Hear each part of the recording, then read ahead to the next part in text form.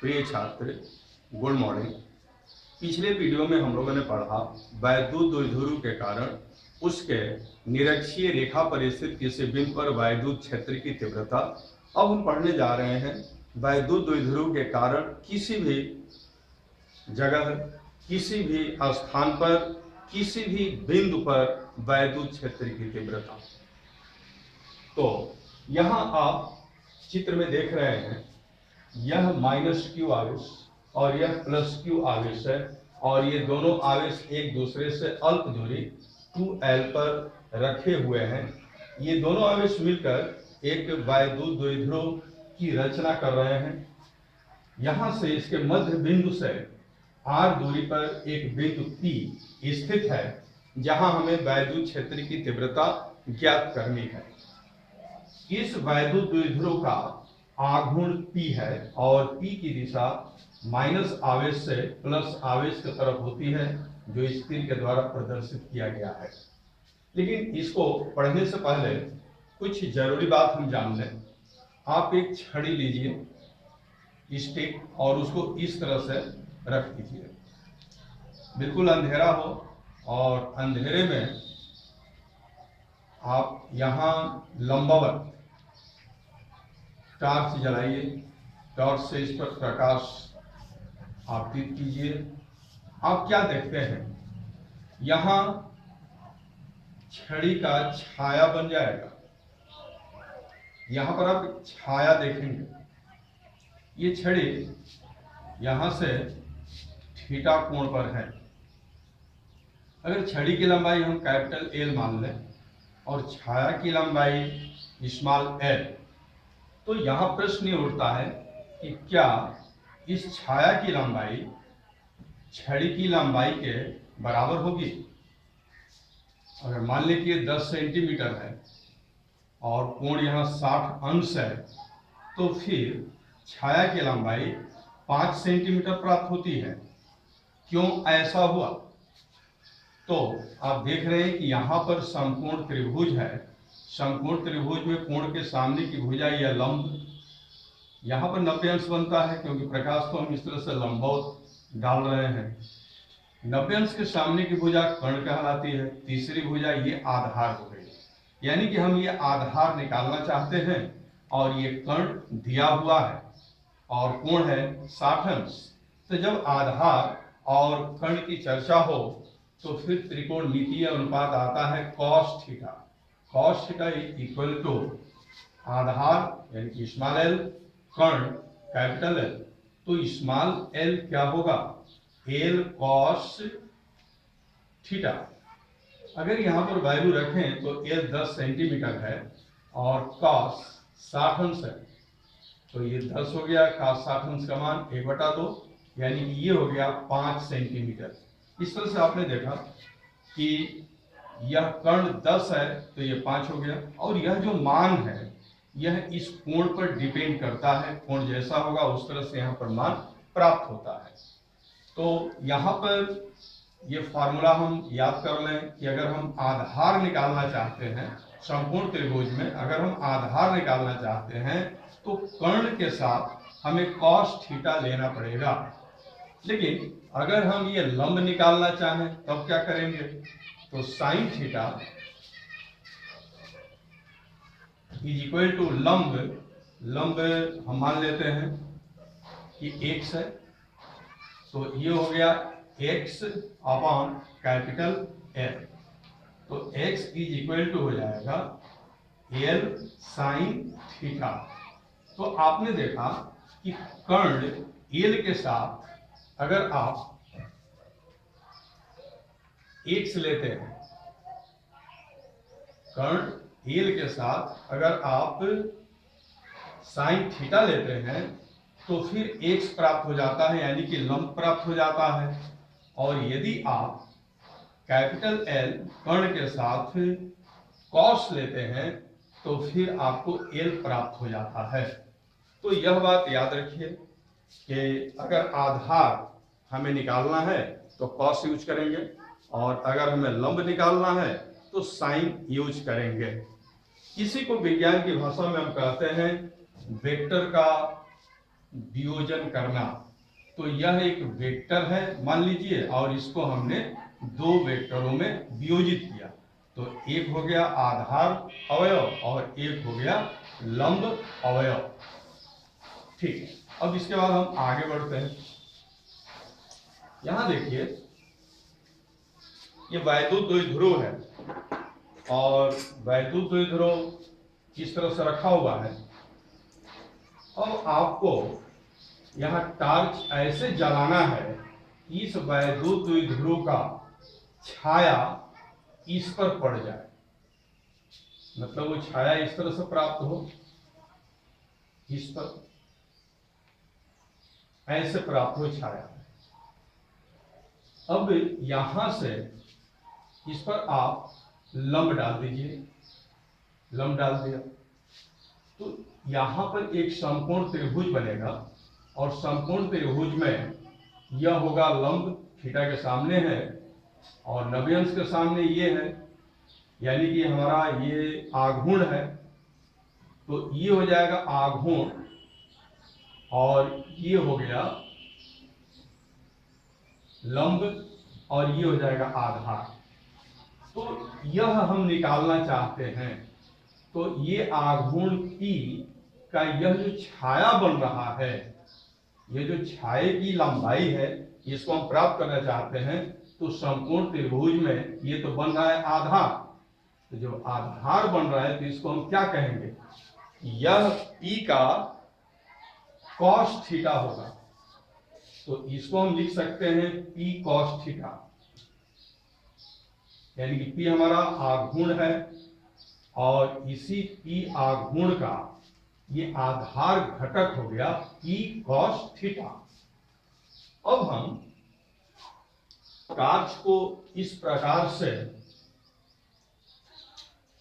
जलाएंगे, torch से इस वैद्युत द्विध्रुव पर इस प्रकार से हम प्रकाश डालेंगे कि इसका छाया इस तरह से बन जाए,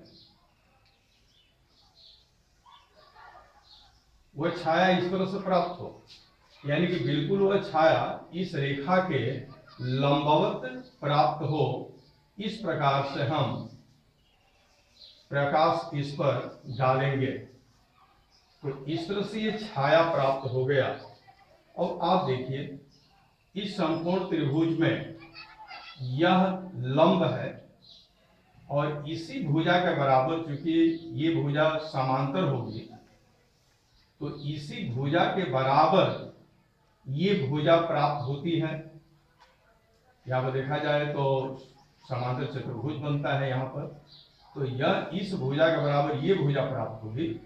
तो यह जो घटक है यह लंब है, थीटा के सामने है, तो लंब के लिए हम क्या प्रयोग करेंगे, P sin थीटा।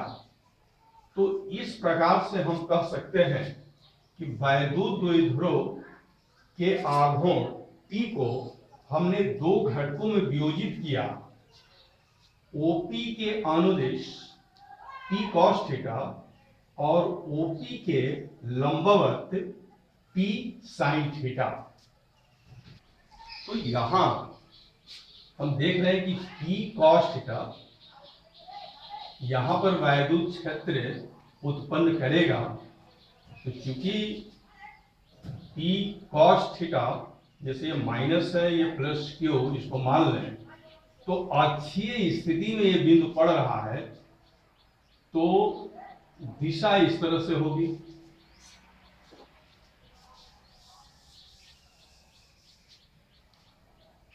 तो दिशा P cos थीटा जो यहां पर वैद्युत क्षेत्र उत्पन्न करेगा, उसकी दिशा इस अक्ष के अनुदिश होगी और इसको हम E1 मान लें।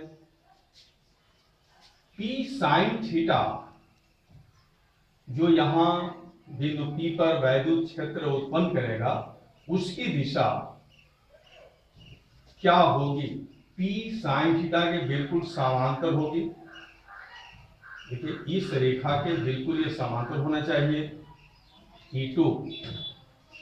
पिछले वीडियो में हमने आपको बतलाया द्विध्रुव के अक्षीय स्थिति में वैद्युत क्षेत्र की तीव्रता और द्विध्रुव के निरक्षीय स्थिति में वैद्युत क्षेत्र की तीव्रता। उन वीडियोज को आप देखिए, डिस्क्रिप्शन बॉक्स में लिंक दिया हुआ है। उसको जब आप समझ लेंगे तो फिर यहाँ की भी बात समझ में आ जाएगी। तो ये अक्षीय वाली पोजीशन है, उसके लिए इवन हो गया, और ये निरक्षीय पोजीशन है तो उसके लिए ये वेक्टर हो गया। ये वेक्टर बिल्कुल इसके समांतर होना चाहिए। अब यहाँ हम दोनों का परिणामी निकालना चाहेंगे। हम जानते हैं कि वैद्युत क्षेत्र की तीव्रता सदिश राशि होती है, तो यहाँ पर सदिश योग की आवश्यकता होती है। उसके लिए हम क्या करते हैं, इसके E1 के समांतर यहाँ से हम एक रेखा खींचते हैं और E2 के समांतर यहाँ से हम एक रेखा खींचेंगे। ये दोनों रेखाएं एक दूसरे को किसी बिंदु पर प्रतिच्छेदित करती हैं। अब यहाँ से इसको अगर हम मिला दें तो दोनों का ये परिणामी प्राप्त होता है, इसको हम E कहेंगे। तो यह जो E है, E1 और E2 का परिणामी है। अब हम एक एक करके यहाँ पर देखेंगे। P cos थीटा बाय द्विध्रुव के कारण P cos थीटा के कारण बिंदु P पर वैद्युत क्षेत्र की तीव्रता, उसको हमने E1 माना है। ये है E1। E1 is equal to 1/4 pi epsilon 0 two P cos theta, क्योंकि तो P cos थीटा के कारण है इसलिए यहाँ पर हमने P cos थीटा लिखा है। P के कारण होता है तो P लिखते हैं, तो R3 ये हो गया। इसी प्रकार से हम लिखेंगे P sin थीटा के कारण P पर वैद्युत क्षेत्र की तीव्रता,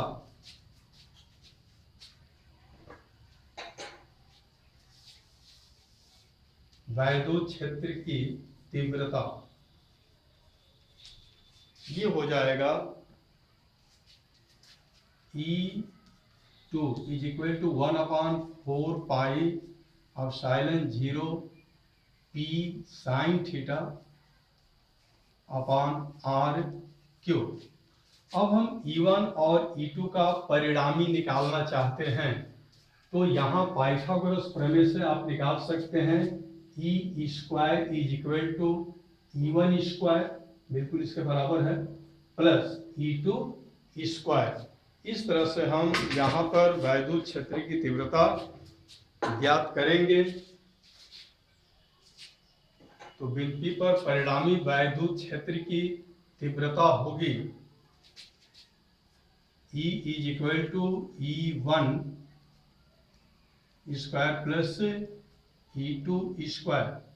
तो E इज इक्वल टू हो जाएगा, इसको करनी में डाल देंगे, E1 square plus E2 square. अब यहाँ पर E1 का वैल्यू यहाँ से लेकर रखते हैं और E2 का वैल्यू हम यहाँ से लेकर रखते हैं। इन सभी लाइनों को एक एक करके आप लिखते जाइए, क्योंकि यहाँ पर बहुत ज़्यादा लाइन में एक साथ नहीं दिखला पाता हूँ, ये समस्या है, पुनः अब इसको लिखना पड़ेगा। E इज इक्वल टू करनी में E1 square plus E2 square.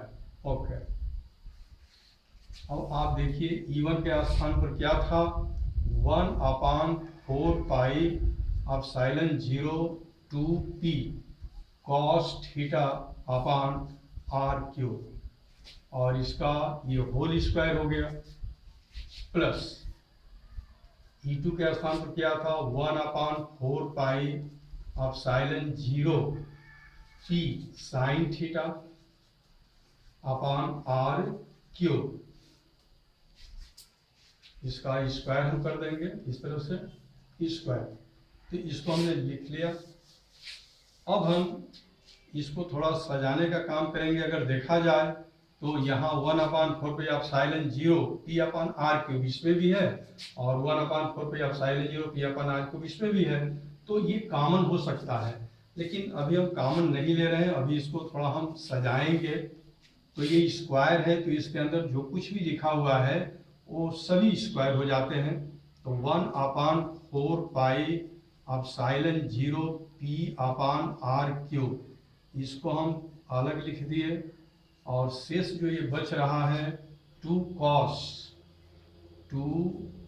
cos theta, इसको हम यहाँ पर दिखला दिए। यही चीज है, अलग अलग करके हमने दिखला दिया है। प्लस यहाँ पर भी अगर हम उसी तरह से दिखलाने का प्रयास करें तो 1/4 पाई एप्सिलॉन 0 P/r³, इसको हम अलग दिखला दिए। और शेष जो बचा साइन थीटा, इसको यहाँ पर दिखला दिए। यहाँ कोई हम कॉमन वगैरह नहीं ले रहे हैं, बस इसी चीज को हमने यहाँ पर लिखा है, थोड़ा अलग अलग करके लिखा है। इसी चीज को यहाँ पर लिखा गया है, अलग अलग करके लिखा गया है। अब हम कॉमन लेने जा रहे हैं। कॉमन लेंगे तो क्या प्राप्त होगा ये हम देखें। तो कॉमन अगर हम इसमें लेते हैं तो देखिए यहाँ पर पहला पद है, ये दूसरा पद है, और इसमें यह दोनों में है, तो इसको हम कॉमन ले सकते हैं। तो कॉमन अगर लेते हैं तो ये हो जाएगा 1/4 पाई एप्सिलॉन 0 P/r³, ये कॉमन हो गया। अब जो शेष बच रहा है उसको यहाँ पर लिखेंगे। इसमें अगर हम भाग देते हैं तो हमको ये मिल जाएगा 2 cos थीटा स्क्वायर, प्लस इसमें अगर हम भाग देंगे तो ये हमको मिल जाएगा साइन थीटा स्क्वायर। तो इस तरह से ये प्राप्त हुआ। अब हम आगे बढ़ते हैं। आगे बढ़ते हुए तो यहाँ हम देख रहे हैं कि स्क्वायर रूप में है और ये करनी लगा हुआ है, तो इसको हम बाहर कर सकते हैं वर्गमूल करके। तो ये बाहर जब होगा तो ये हो जाएगा 1/4 पाई एप्सिलॉन 0 P/r³। लेकिन ये बाहर नहीं हो पाएगा क्योंकि यहाँ पर प्लस है। प्लस होने के कारण ये करनी में ही रह जाएगा। तो ये हो गया, इसको स्क्वायर करके हम लिख सकते हैं। बस इसका हम स्क्वायर करके यहाँ पर लिखेंगे 4 cos स्क्वायर थीटा प्लस, ठीक है, इसको भी हम स्क्वायर करके लिख देंगे साइन स्क्वायर थीटा। ओके, अब हम जानते हैं एक सूत्र हमने पढ़ा था, sine square theta plus cos square theta equal to 1। तो साइन स्क्वायर थीटा बराबर हो जाएगा 1 माइनस कॉस स्क्वायर थीटा। इसको हम इधर लेके चले गए तो साइन स्क्वायर थीटा की जगह पर हम लिख सकते हैं 1 माइनस कॉस स्क्वायर थीटा। यहाँ पर हम लिखने जा रहे हैं तो वहां हम लिख सकते हैं 1 माइनस कॉस स्क्वायर थीटा। आइए 1/4 पाई एप्सिलॉन 0 P/r³, और इसमें हम लिख रहे हैं, ये तो है ही 4 cos स्क्वायर थीटा। यहाँ पर हम लिख रहे हैं 1 माइनस कॉस स्क्वायर थीटा। यहाँ पर थोड़ा गौर कीजिए और देखिए क्या प्राप्त होता है। 4 पाई एप्सिलॉन 0 P/r³, यहाँ देख सकते हैं 4 cos स्क्वायर थीटा में से ये निकल जाएगा, ठीक है, और ये +1 है तो +1 को हम पहले लिख दिए और इसमें से निकल जाएगा तो क्या बचेगा +3 cos स्क्वायर थीटा। तो ये फार्मूला प्राप्त हुआ है। यही है मेन परिणामी वैद्युत क्षेत्र की तीव्रता बिंदु P पर। तो इसको अच्छा से भली भांति लिख लीजिए। तो ये हो गया E is equal to 1/4 pi epsilon 0 P/r³, और ये करनी के अंदर हो जाएगा 1 + 3 cos स्क्वायर थीटा। ये मेरा मेन फार्मूला है, यही है। वैद्युत द्विध्रुव के कारण बिंदु P पर वैद्युत क्षेत्र की तीव्रता का ये सूत्र है, और ये सूत्र व्यापक सूत्र है। इस सूत्र के द्वारा किसी भी वैद्युत द्विध्रुव के किसी भी पोजीशन में हम वैद्युत क्षेत्र की तीव्रता निकाल सकते हैं। जैसे मान लीजिए कि ये इस तरह से है, अगर ऐसे हम कर रहे हैं तो ये एंगल कितना हो जाएगा, 0 हो जाएगा। तो अक्षीय स्थिति में ये कोण 0 अंश का होता है, जो यहाँ कोण है अक्षीय स्थिति के लिए ये थीटा बराबर होता है 0। तो यहाँ पर अगर हम 0 रख दें तो ये मान 1 हो जाएगा, 1 का वर्ग करेंगे तो 1 होगा, 1 से 3 में गुणा करेंगे 3 होगा, 3 और 1 4 होगा, 4 का वर्गमूल कर देंगे 2 होगा, यानी कि यहाँ पर हो जाएगा 2πr³ और अक्षीय स्थिति का फार्मूला प्राप्त हो जाएगा। ठीक उसी प्रकार से आप यहाँ पर देख सकते हैं इस पोजीशन में यहाँ पर यह 90 अंश के कोण पर है, तो 90 अंश का कोण हो, निरक्षीय में यह कोण 90 अंश का होता है, निरक्षीय में इसको स्पष्ट लिख लीजिए। अगर हम यहाँ पर 90 अंश रख देते हैं तो यह मान 0 हो जाएगा, फिर 1 बचेगा, 1 का वर्गमूल करेंगे 1 ही होगा, यानी कि उस स्थिति में निरक्षीय स्थिति में यहाँ पर p/r³ हो जाएगा। तो यह एक ऐसा फार्मूला है कि जिसकी सहायता से आप किसी भी बिंदु पर वैद्युत क्षेत्र की तीव्रता निकाल सकते हैं। अब यहाँ पर प्रश्न यही है कि जैसे वैद्युत द्विध्रुव का अक्षीय स्थिति में तो हम निकाल सकते हैं 0 कोण पर, निरक्षीय में निकाल सकते हैं 90 अंश के कोण पर, लेकिन अगर कोई भिन्न कोई कोण यहाँ पर दिया गया हो तो उस स्थिति में कैसे निकलेगा। 45 अंश का ही कोण दिया गया हो तो यहाँ 45 अंश का मान रखेंगे। तो मान लीजिए कि इस तरह से है, यहाँ पर 30 अंश का कोण बन रहा है तो 30 अंश रखेंगे। अगर इधर कोई कोण बन रहा है तो ये तो 90 अंश से ज्यादा बनेगा। तो जो भी कोण हो, हर कोण के लिए आप कास का मान जानते हैं, उस तरह से हम वैद्युत क्षेत्र की तीव्रता ज्ञात कर सकते हैं। अब यहाँ पर देखा जाए तो यह कोण थीटा है और यह कोण फाई है, ये दोनों कोण बिल्कुल बराबर नहीं होते। तो फाई कहने का मतलब कि ओपी से जो वैद्युत क्षेत्र की तीव्रता है परिणामी इस कितने कोण पर है, तो फाई कोण पर है। तो टाइम फाई अगर हम निकालना चाहें, tan phi is equal to लंब बटे आधार होता है, तो लंब तो यही हो जाएगा, यानी कि E2 और आधार हो जाएगा E1। तो E2/E1 ये हो गया।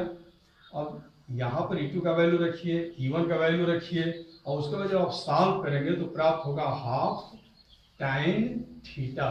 देखिए थीटा यहाँ वाला एंगल है। तो इस तरह से ये हमने प्राप्त किया वैद्युत क्षेत्र की तीव्रता। आज का कार्य यहीं तक। वीडियो देखने के लिए धन्यवाद।